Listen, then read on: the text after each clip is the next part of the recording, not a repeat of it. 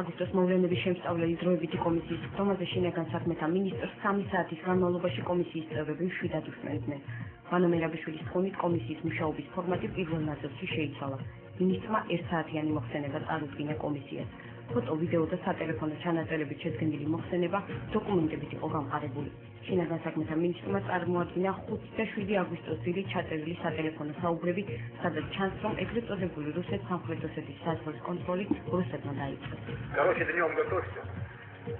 И если еще один выстрел будет, завтра этого села нету, блядь. Соль его посыпать. Уже да. Собольмана захиста роховский полковник Становка, надо модан половина машина такой вот, они нас борются.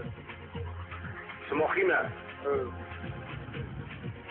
Надо такой пошли, ну. ამის გარდა ვანო მერაბიშვილმა რუსეთის სამხმარე ქართველებს ისაუბრა და გენერალ ბორისოვისა და ასლან აბაშიძეს შორის შემდგარი სატელეფონო საუბარი გამოაქვეყნა. ეს საუბარი მას შემდეგ არის ჩაწერილი, რაც ქართველი წყოების სანაცვლოდ რუსთა სამხედროებმა გენერალი დუმბაძე წაიყვანა. Алло. Здорово, генерал Борисов. Здравия желаю. Генерал Дубадзе, генерал Венцов, генерал Колпаченко. 5 генералов спит за столом. Где Роман? Роман рядом, ты не подвел?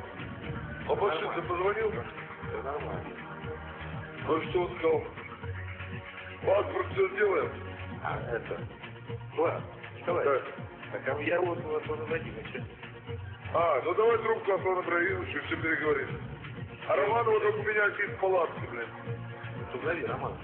Вот Роман здесь, дай Аслан сначала. Алло. Аслан Ибрагимович. Сейчас. Алло, как дела? Аслан Ибрагимович.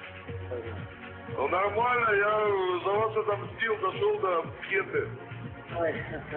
Все там сделал, я освободил сегодня Романа Дубадзе. Обменял его, вот он со мной сидит рядом. Завтра мы его в Москву привезем, дай ему трубку. Давайте, а я уже скажу. Алло. Ну, давно делаю, да мы ходим. Пожалуйста. Менатревич Маката, Чеврани Мобис, да, пожалуйста. Давай еще входит. Где, Это кто-то для ума. и сейчас свой, пожалуйста. Смерти, последний пару дней плачет, я бы вам это подвела, сейчас свой. Менатревич Маката, просто эти данахлиста, нашли для арабов, когда он там, и сейчас куда сидели. Моменте магикаете. Эшла. Аслан Ибрагимович, Да. я его боюсь отдавать, в одном месте его опять арестуют. Почему не так? Прилетел он из Беслана и прилетел в Москву 29. Надо будет там что-то с Лужковым решать, чтобы его паспорт сделали. Поживет у меня на даче или квартиру ему купит, сбросится. Вы готовы помочь на квартиру? Конечно. И я помогу тоже. Да. Все, что есть, сбросимся. Я услышал, что... ასლან აბაშიძის სხვა კავშირების კავშირის წევრები ჯერ კიდევ საქართველოში დარჩენილი არიან, მაგრამ საერთო ფონდში, საერთო განწყობაში მათ ვერ იქონიეს რაიმე გადამწყვეტი მნიშვნელობა და პრაქტიკულად არავის არის პანიკა, არავის არის ისტერიკა, არავის არის აკეთახებს დოკუმენტები ადაპტებულა საქართველოს დასავლეთ ტერიტორიაზე. შინაგან საქმეთა მინისტრმა ქრონოლოგიურად აღწერა 2008 წლის დასაწყისიდან აგვისტომდე რუსეთის ძალოვანი სტრუქტურების გააქტიურება ეგრეთ წოდებული სამხრეთ ოსეთისა და აფხაზეთის ტერიტორიებზე. ვანო მერაბიშვილი ამბობს, რომ საქართველოს ხელისუფლებას ამ ფაქტების შესახებ ინფორმაცია ჰქონდა, თუმცა ამხელა მასშტაბის სამხედრო აგრესიის განხორციელებას არ ელოდა. მინისტრი აცხადებს, რომ ამ კონფლიქტის თავიდან ნაცილების ერთადერთი გზა იყო მეგობარი ქვეყნების უფრო მეტი აქტიურობა. ყველა ქვეყნის სპეცსამსახურების კადრები მიიღო. საქართველოა ერთადერთი ქვეყანა, სადაც აფეთქებულია ეს რაკეტები. ამ რაკეტების დეტალები გადაცემული გვაქვს ყველა სოლიდური, სერიოზული ქვეყნის ლაბორატორიებისათვის. პრაქტიკულად დასავლური ლაბორატორიებისთვის მხოლოდ საქართველოს იქნება წყაროთ ამ რაკეტების დეტალების ფიზიკური დეტალების შესაძლებლობთან დაკავშირებით.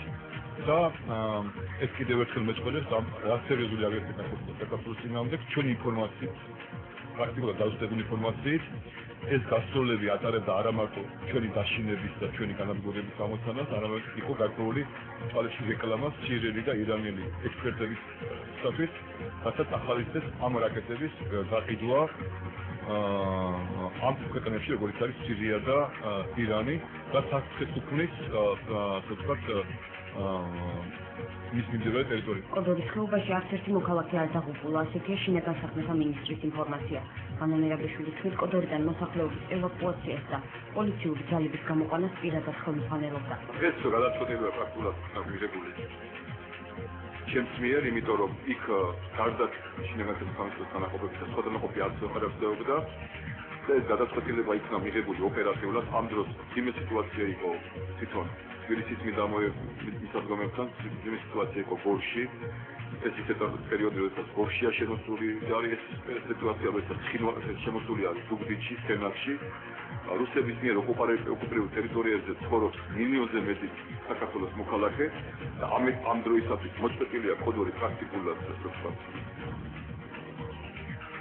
ზურგს, მას პრაქტიკულად მომარაგება არ გააჩნია და მომარაგება უთავისად საქართველოში იყო სავანტყოფო დაჭერლების და ლოჯისტიკის მდგომარე იყო, შორის სამხედრო საზღვრის ეხლა იყო სამართლებრივ პოლიციას ძალიან დიდი შერევა არ ჭირდებოდა.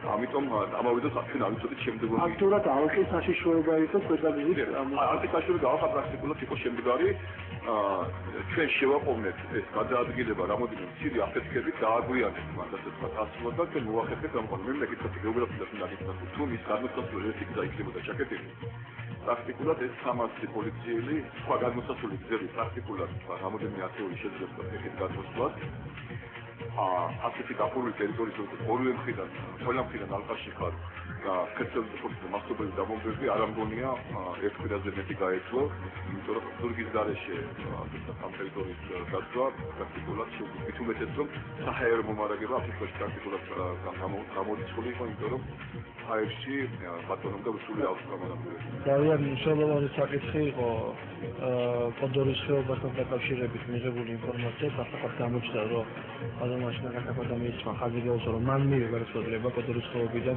ევაკუაციას დაკავშირებით და ეს იყო გამბირონებული იმით, რომ მოსახლეობა და ის პოლიციური ძალები, რომელიც იმყოფებოდა იქ ხდებოდა ალყაში. რაც შეეხება კოდორის, ახალგორისა და პერების მომავალს მინისტრის განცხადებით ამ სამი ტერიტორიის საკითხი განხილვის საგანია. ხალხი აგვისტოს მოვლენების შემსწავლელი დროებითი კომისია თავდაცვის მინისტრს დავით კეზერაშვილს და კულტურის მინისტრს გრიგოლ ვაშაძეს აკითხავს. ხელისუფლების ბრალდებების სასაყენებლად ეროსი გითმარიშვილმა ამჯერად სააგენტურია ნოსტის ოფისი აირჩია რუსულ ენაზე გამართულ პრესკონფერენციაზე ხელისუფლება აგვისტოს ომის დაწყებაში კიდევ ერთხელ დაადანაშაულა. რუსეთში საქართველოს ყოფილ მეელჩმა დღეს დაადასტურა, რომ ხელისუფლების მაღალჩინოსნები ეგრეთ წოდებულ სამხრეთ ოსეთში სამხედრო ოპერაციების დაწყების შესახებ ამერიკის მხარდაჭერაზე აპელირებდნენ, თუმცა მისივე თქმით, ამერიკელ დიპლომატებთან информации გადამოწმების შემდეგ ეს არ დადასტურდა. Саакашвили хотел эту войны, и он стремился к этой войне последние 4 года. Начиная с 2004 года, июля месяца, я знаю, что он к этому стремится. И я это перечислял, я могу еще много дополнительных фактов перечислить, я извиняюсь, что вчера невозможно было окончательно. С другой стороны, в России очень хотели, не русские хотели, не грузины хотели, в России очень хотели использовать вот это, то, что он хотел в своих целях. Они использовали это. Они подталкивали его всеми допустимыми и недопустимыми средствами. На самом деле, Букерия сказал, что мы суверенно никого не спрашиваем, что делать. Они правы, они никого не спросили. Но они говорили тогда, что они получают поддержку.